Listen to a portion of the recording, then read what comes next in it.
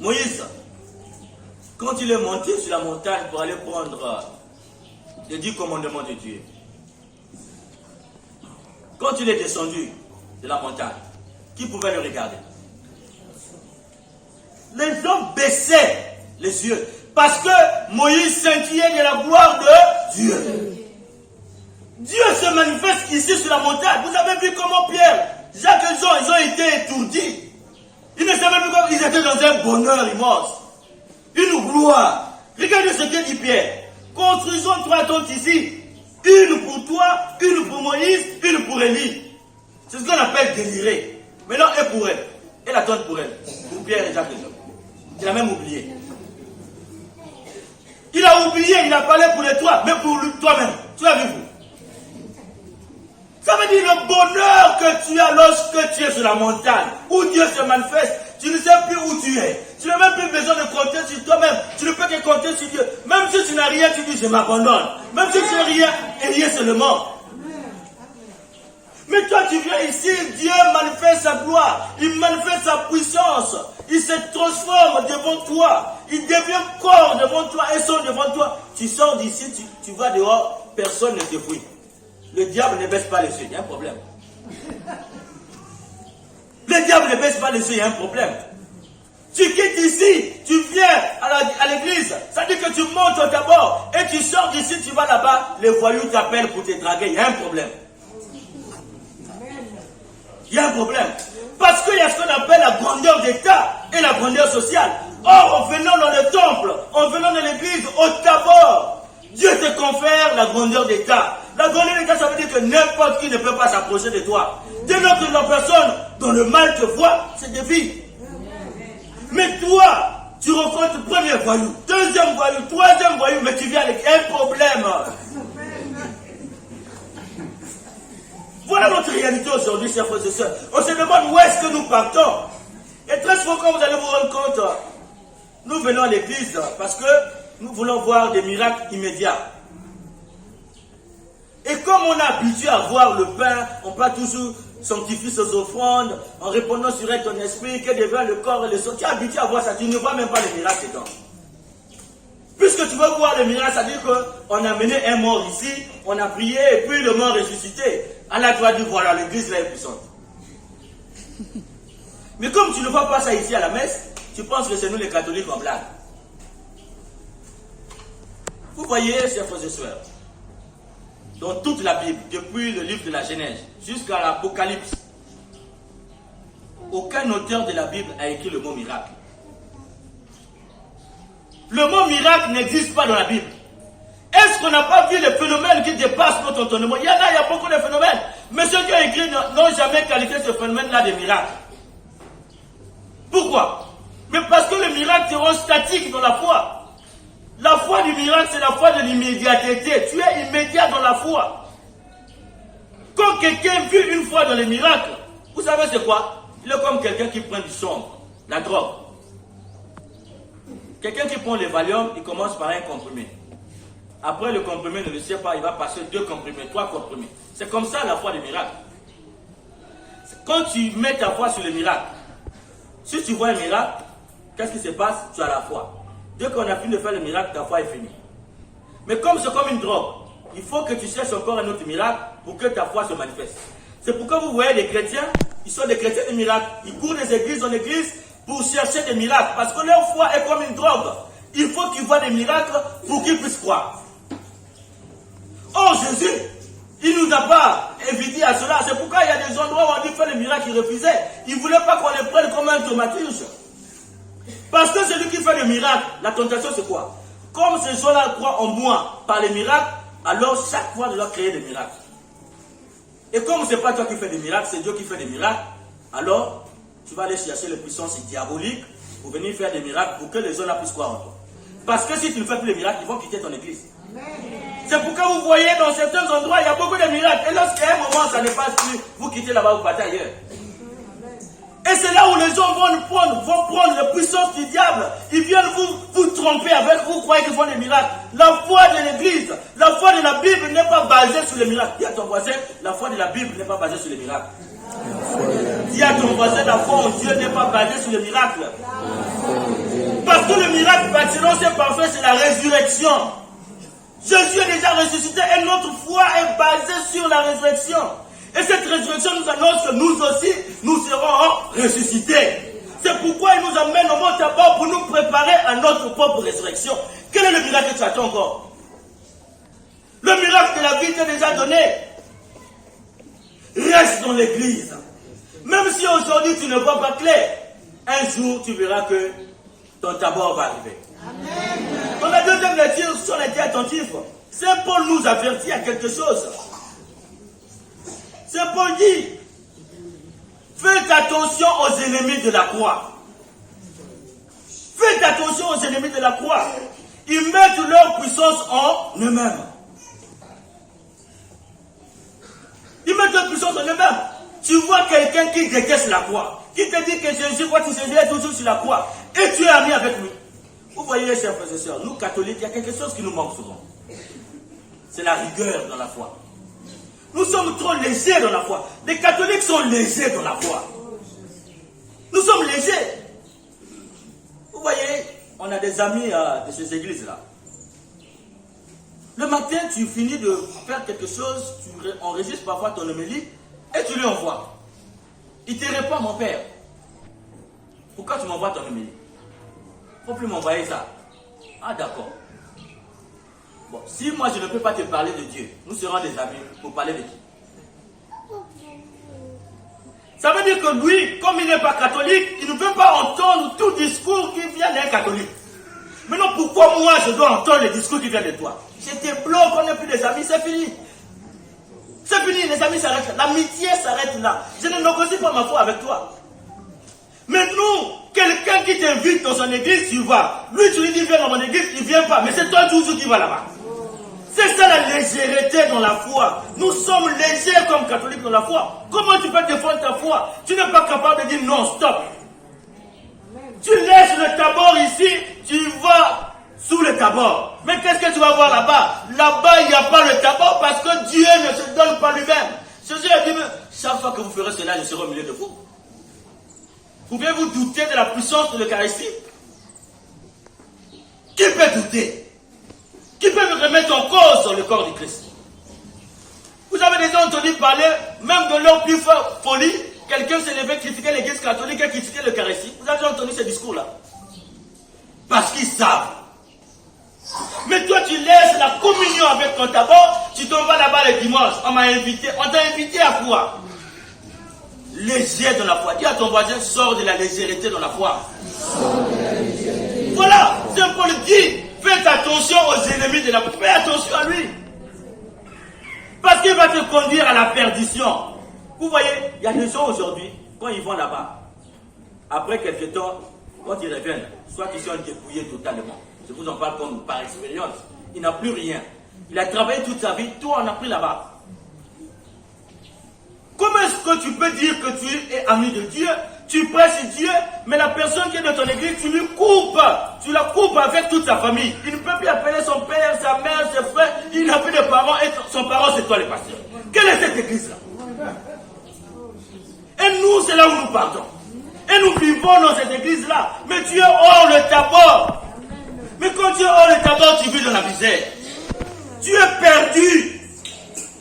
C'est pourquoi quand ils vont se rendre compte, vous voyez aux États-Unis, regardez beaucoup de comment on appelle ça, de reportages. Vous allez vous rendre compte qu'il y a des églises qui s'écrivent comme ça, on coupe les gens de leur monde.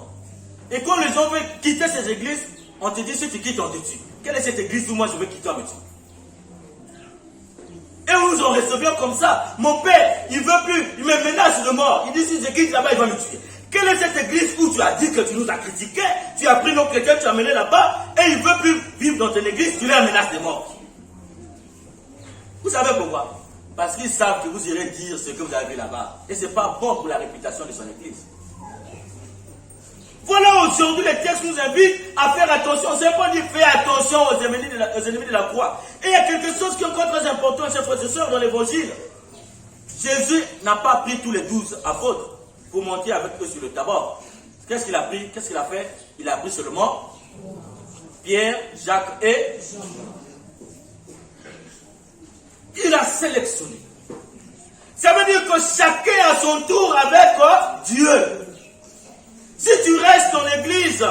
Comme nous a dit la première lecture, la prétention, hors de la prétention, l'initiative ne vient pas de toi. Un jour, Dieu va te dire, viens, je vais te manifester ma gloire aujourd'hui. Pierre ne l'a pas demandé, Jacques ne l'a pas demandé, Jean non plus ne l'a pas demandé, c'est Jésus qui les a choisis. Toi aussi, si tu restes dans l'église, un jour ton tabord va arriver. Amen. Tu iras sur la montagne où Dieu va te dire, aujourd'hui, je vais te montrer ce que je vais faire avec ton corps. Amen. Au niveau de ton couple, tu pleures chaque fois, je n'ai pas d'enfant. Ça ne marche pas. Depuis que le monsieur m'a épousé, je n'arrive pas à lui donner d'enfant. Reste dans les tabords, la situation va s'arranger. Un jour, une femme, on l'avait épousée. Dot, mariage civil, mariage religieux. 1 année, 2 ans, pas d'enfant. 3 ans, pas d'enfant. 4 ans, pas d'enfant. 5 ans, pas d'enfant. Les beaux-parents commencent à crier. Mais quelle femme tu es parti prendre? Vous savez, nos familles en Afrique, on est exigeantes. Les familles sont exigeantes en Afrique. Mais quelle est la femme que tu es parti? Non, la femme est stérile. Pour une autre femme, on commence à se proposer des femmes. Et cette femme, chaque fois elle venait prier. Elle vient à l'église, elle prie. Elle voit elle prête, elle prie. Elle part à la grotte, elle prie. Elle était toujours dans le tabord, sur le tabord et sur la montagne. Elle n'était pas perdue. Un jour, authentique quand je vous dis. Un jour, elle a mal au ventre. Son mari au travail. Elle appelle mon mari, mais vraiment ça ne va pas, j'ai très mal au ventre. Elle dit, ah, mais va à l'hôpital, mais tu ne peux pas marcher. Donc on appelle sa copine, sa voisine, dit vraiment accompagne-moi à l'hôpital. Donc on la soulève, la mulette à la soulever, on l'amène à l'hôpital. On arrive là-bas pour faire ce qu'on appelle les tests, les visites pour savoir de quoi elle souffre. Et le médecin vient dire, madame, vous êtes prête à accoucher. Je vous dis au nom de Dieu, authentique, je vous dis. Vous êtes prête à accoucher? Il dit, moi, oui. Moi, oui. Il dit, c'est pas possible. Il dit, amenez la layette, bientôt tu vas accoucher. Il dit, mais impossible. On dit à celle qui l'accompagne, il dit, elle, oui, non, mais elle n'est pas enceinte.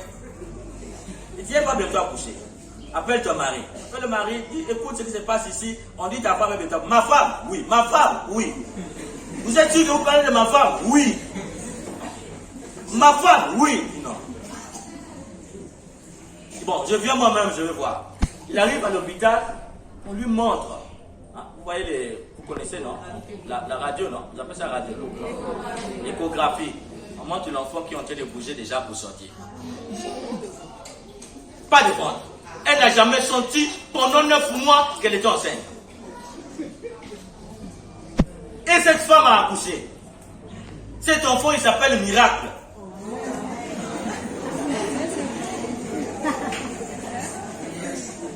Voilà comment Dieu peut te surprendre. Mais lorsqu'on rentre dans la méditation, on se pose la question, pourquoi Dieu agit ainsi? Qu'est-ce qui s'est passé? Pourquoi Marie répond à cette femme ainsi? Mais c'est parce que pendant 5 ans, tu as porté une grossesse, tu n'étais pas enceinte. Tu portes une grossesse, les gens commencent à te mettre les yeux orgueilleux, haineux. Ce qui peut causer une fausse couche. Donc Dieu, il est prudent. Il sait tout ça. Et donc il cache le mystère et il y a 9 mois, il dit tu vas accoucher. Voilà, quand tu restes sur le tabord, un jour, quand tu restes sur l'église, un jour ton tabord va arriver. Voilà, c'est pourquoi Jésus nous invite à rester dans l'église, à rester sur la montagne pour que notre tabord se réalise. Tu te perds, tu pleures, tu n'as pas de travail. Ce n'est pas la peine d'aller des églises en église pour aller chercher le miracle. Reste dans l'église. Parce que c'est là où Dieu manifeste sa puissance. C'est l'élève de la théophanie, de la cratophanie. Un jour, ton tabord va arriver. Un jour, un jeune. Lui, il cherchait le travail, il pleurait, il a prié, puis il est venu voir. Un prêtre dit, mon père, priez pour mon dossier, j'irai déposer mon dossier quelque part. On a prié pour lui, il a pris le dossier, il est parti déposer. Il était dans l'attente qu'on l'appelle. 5 mois, 6 mois, on ne l'appelait pas. 7 mois, et puis quelqu'un l'appelle. Il dit, cher ami, c'est toi un tel, est-ce que je peux te voir? Oui. Il vient dire, bon, voici ton dossier qui compte. Quel dossier? Non, j'ai ramassé ton dossier quelque part. Comment ça? Nous étions à l'hôtel. Et puis le lit s'est cassé. Et quand le lit s'est cassé, on voulait arranger. On a vu sous le lit, ton dossier était là. Voilà le diable comment il est. Le dossier que tu as déposé à l'entreprise, ça se retrouve en train de prendre toutes les malédictions dans une chambre d'hôtel. Mais le dossier là, j'ai déposé, oui, mais c'est ça, on a vu ça là-bas, c'est pourquoi je t'ai appelé, comme il y avait ton numéro, je voulais te donner. Le voici revenir à l'église, il pleure, il ne comprend pas. Dit mon père, je n'ai pas compris. J'avais déposé là-bas, dans la société là-bas, mais on a ramassé ça à tel endroit, un endroit satanique. Il n'est pas de lui dire, reste calme. On va prier. Amène encore ton dossier. Ils ont prié encore. Il faut encore déposer ailleurs. Il va déposer cette fois. Même pas 3 jours, on l'appelle. L'entretien, il passe déjà en CDD. Contrat à durée déterminée. Ça n'a pas duré 6 mois, contrat à durée indéterminée. Le voilà se retrouve. Reste dans l'église, ton d'abord va arriver. Pourquoi tu agis ainsi? C'est pour lui amener à quoi? Parce que quand tu as déposé ton dossier, tu n'as pas encore mesuré la grâce. Parce que la grâce fait que l'homme qui reçoit la grâce de Dieu, il mesure la grandeur de cette grâce. C'est pourquoi la première lecture nous enlève la prétention. En allant déposer ton dossier, en permettant que le diable prenne ton dossier, qu'il dépose dans un endroit où ce dossier reçoit la malédiction, Dieu te prépare à être humble, à éviter encore la prétention de croire que tu as reçu le travail par tes propres forces. Mais lorsque tu te confies à Dieu, tu pleures. Dieu te donne ce que tu demandes parce que tu es resté fidèle dans l'église et il te manifeste d'abord. Voilà. C'est aussi à quoi l'église nous invite. Et nous, comme chrétiens, souvent, comme nous sommes absents. Vous avez vu le matin, aujourd'hui, on discutait là-bas. On se pose la question. Les gens sont venus à 7 heures. Le Père Arnaud a parlé ici pendant toute la semaine. Le dimanche, il n'y aura pas de messe. Une seule messe à 9h30. Les gens sont arrivés à 6h30 pour la messe. Ils viennent à l'église, mais ils sont absents sur le tabord. Ils sont absents de l'église. Ils n'écoutent pas. Ils n'écoutent pas. Vous êtes en train de m'écouter, il y en a, ils dorment. C'est le diable qui t'amène à dormir pendant qu'on presse et puis tu dors. C'est pour t'enlever l'essentiel de ta vie. C'est pourquoi nous, comme catholiques, nous sommes dans l'église, mais le tabord ne se fait pas voir. Un jour, je reçois moi-même, personnellement, une femme qui rentre dans l'église. Elle pleure. Je lui pose la question, madame, pourquoi vous pleurez? Elle me dit, j'ai commis une faute grave dans mon travail. Qu'est-ce que tu as fait? Moi, je suis comptable. Et hier, j'ai signé les papiers. Je me suis trompé de chiffre. Donc, j'ai fait une perte de 20 millions que j'ai donné à ce monsieur-là dans le chéquier que j'ai donné pour aller retirer de l'argent. On appelle ça, en matière de droit, malversation financière.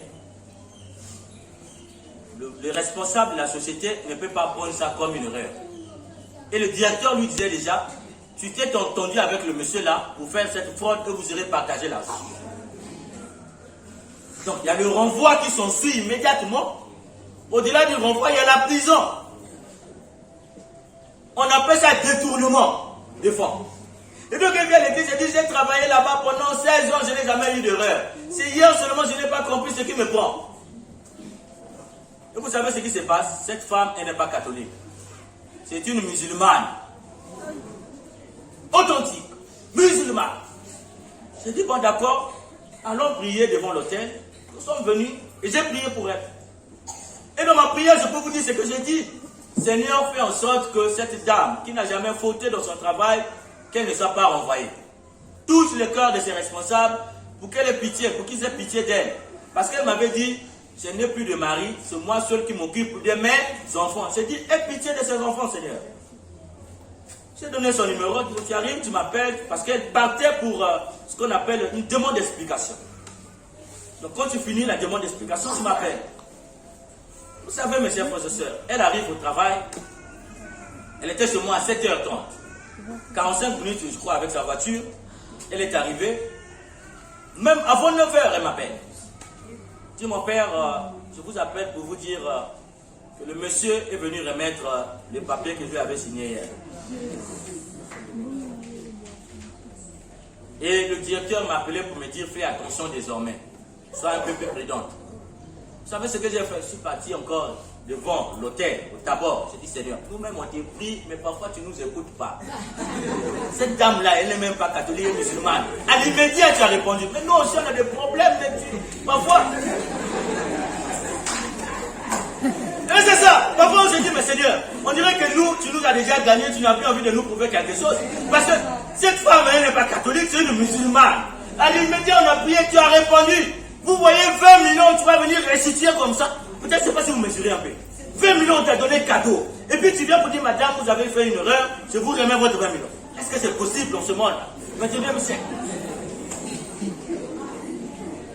Et cette femme, chaque samedi où j'étais là-bas, vous allez voir, elle vient, gare sa voiture, elle rentre à l'église, elle dépose le fleur à la grotte, à l'autel. Elle finit de prier, elle repart. Musulmane. Elle n'a jamais voulu devenir catholique. Mais quand elle a des problèmes chez elle, avec ses enfants, ou même un souci quelque part, elle n'appelle pas l'imam, elle appelle le prêtre. Voilà comment, quand tu es dans l'église, si tu crois réellement, tu es attentif à ce qui est dit, tu es attentif à la manifestation de la puissance de Dieu, quand il se transforme, le pain devient son corps, le vin devient son sang, quand tu es présent, quand tu t'associes à ce mystère, ton tabou va arriver. Si Dieu peut faire cela pour les musulmans, pourquoi pas pour toi qui es catholique? Alors, chers frères et sœurs, pour finir, ne restons pas inquiets. Soyons juste patients. Parce que Jésus, il a fait pour nous. Il s'est transfiguré pour nous. Soyons juste patients. Même si aujourd'hui, ça n'est pas, reste dans l'église. Même si aujourd'hui, tu rencontres des difficultés pénibles, des situations difficiles dans ton foyer, dans ton travail, le chômage, reste dans l'église. Sois juste attentif au mystère. Un jour, ton d'abord va arriver. Et pour rester dans l'église, il faut te comporter comme l'argent. Vous voyez l'argent? L'argent a une valeur. 500 ne sera jamais 1000 francs. La joie de quelqu'un qui a reçu 1000 francs ne sera jamais la joie de quelqu'un qui a reçu 500. Et ainsi de suite. Mais le plus important pour toi, soit l'argent. Parce que si on a donné 1000 francs à tel, il a été content. On lui a donné 500, il n'a pas été content. À quelqu'un d'autre, si on lui donne 500 francs là, il sera content. C'est ça l'important, c'est l'argent. Pour finir, je vous raconte une histoire. Un jour, on se retrouve au Ghana. Et nous sommes en train de faire les courses. Parce que là-bas, on parle à chantier, on ne connaît pas chantier. On avait un Ivoirien et un Ghanéen qui connaissait parler un peu de français, un peu aussi l'anglais. Bon, il parle l'anglais de toute façon, mais un peu aussi le français. Donc avec lui, on faisait des courses. J'étais avec mon giron, le père Chute. Et donc, on a fini, on est resté avec 1000 francs. Je dis à mon frère Chute, il nous reste 1000 francs, on fait quoi? Il me dit, mais on ne fait rien, on lui donne. On n'a pas de choix. Donc, on avait du mal à lui dire, mon frère, il nous reste 1000 francs. Et Chute me dit, donne-moi l'argent. Je dis, mon frère, bon, vraiment, tu as vu, on a fait des courses, hein, il nous reste 1000 francs. On disait ça avec une voix pénible, une souffrance. Donner 1000 francs à quelqu'un qui nous accompagnait pendant au moins 5 heures. Mais l'étonnement fut grand. On lui donnait 1000 francs. Il était très heureux. Il nous a bénis. Si tu me regardes, regarde. Il nous a bénis. Merci, vraiment merci. Est-ce que vous pouvez m'attendre ici, je vais payer? Il est parti, il a payé beaucoup, il a fait le marché, il lui restait quelque chose. C'est là où on s'est rendu compte que pour un Ghanéen, si tu donnes 1000 francs, quand il veut faire la transmission, on s'est dit, c'est beaucoup d'argent, nous on ne savait pas. Ça veut dire que le 1000 francs, si elle avait donné à un Congolais, elle nous a insulté. Le même 1000 francs, on a donné à un Ghanéen, il nous a bénis. Ça veut dire que toi aussi, même si aujourd'hui les gens te considèrent comme si ça n'a pas d'importance, 1000 francs qui n'a pas d'importance, n'oublie pas qu'un jour, on va donner ce même 1000 francs à quelqu'un, il sera très heureux, il va bénir le ciel. Sois ainsi, tu vas voir qu'un jour, si cet amour se manifeste pour toi, les gens vont te bénir. Demandons donc la grâce au Seigneur, chers frères et sœurs, pour rester dans l'église. Pour que lui qui nous a promis que si nous restons là, notre tabac va se réaliser, qu'il les réalise en fait avec nous, pour que nous puissions témoigner de sa grandeur aujourd'hui et demain pour les siècles des siècles. Amen. Amen.